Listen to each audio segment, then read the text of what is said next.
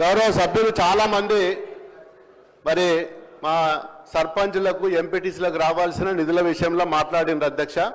మరి ఇప్పటి వరకు కూడా ఏ గ్రామం పోయినా మరి కన్నీరు పెట్టుకుంటా మరి చాలా ఇబ్బందుల పాలై మాకు ఇన్ని సంవత్సరం అవుతుంది కనీసం ఒక్క నయా పైసా కూడా మరి బాకీలు మేము వడ్డీలకు తెచ్చుకున్నాం 2 రూపాయలకు 3 రూపాయలకు ఇప్పటి వరకు కూడా మరి ఆ పేమెంట్ రాలేదని చెప్పి మరి దినాది దినంగా వాళ్ళు లాస్ట్కు పుస్తమట్టలు కూడా అమ్ముకునే పరిస్థితికి ఇవాళ మీ ప్రభుత్వము చేతగాని ప్రభుత్వము డబ్బులు ఇవ్వకుండా మరి ఇప్పటి వరకు కూడా సంవత్సరంలో కనీసం ఒక నయా పైసా కూడా ఇవ్వకుండా ఇబ్బంది పెట్టిన ప్రభుత్వము స్వతంత్రం వచ్చినప్పటి నుంచి ఇప్పటి వరకు కూడా ఒక సంవత్సరంలో 1 రూపాయి కూడా రిలీజ్ చేయని ప్రభుత్వం ఏదైనా ఉన్నది అంటే ఇప్పుడు మీ ప్రభుత్వమే అధ్యక్ష.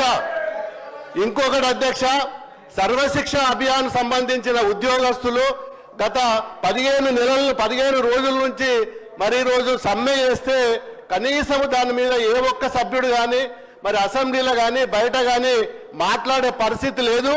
ఈ రోజు ఇప్పటికైనా కళ్ళు తెరిచి మరి మా నియోజకవర్గంలో దుబ్బాక నియోజకవర్గంలో ప్రత్యేకంగా ఎన్నో రోడ్లు డ్యామేజ్ అయినాయి.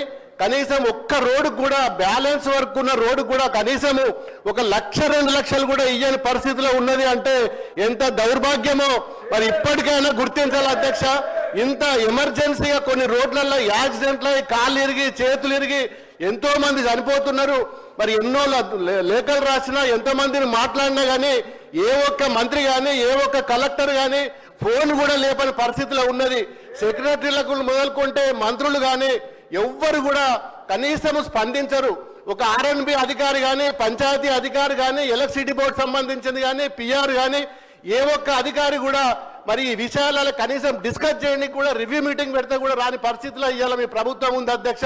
చాలా కక్షపూరితమైన మరి రాజకీయాలు చేస్తున్నారు తప్ప నిజంగా అలాంటి పరిస్థితే ఉంటే మరి మా శాసనసభ్యులు మా పార్టీ వాళ్ళు ఉండడం మీకు ఇష్టం లేకపోతే కూడా చెప్పండి, దాని మీద కూడా మేము ఆలోచించుకుంటాం.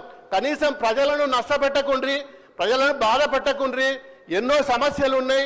హాస్టళ్లలో పోయినా స్కూళ్ళల్లో పోయినా రోడ్ల మీద పోయినా ఒక్క 3-4 కరెంటు పోల్లుగా ఉన్నా ఇవ్వాల్సిన పరిస్థితి లేదు. ఏ ఊరికైనా డీడీలు కట్టి ఇప్పటి వరకు 1 నెల 2 నెలలు 3 నెలలు అవుతుంది. ట్రాన్స్ఫార్మర్లు కానీ బుడ్డీలు కానీ 4 పోల్స్ కానీ వైర్లు కానీ రైతులు నానా అవస్థ పడుతుండ్రు. కనీసం రైతులు మళ్ళీ ఇప్పుడు యాసంగికి వచ్చిన పొలాలు నాటేసుకోవాలి, తుకాలు ఈతకు వచ్చినాయి.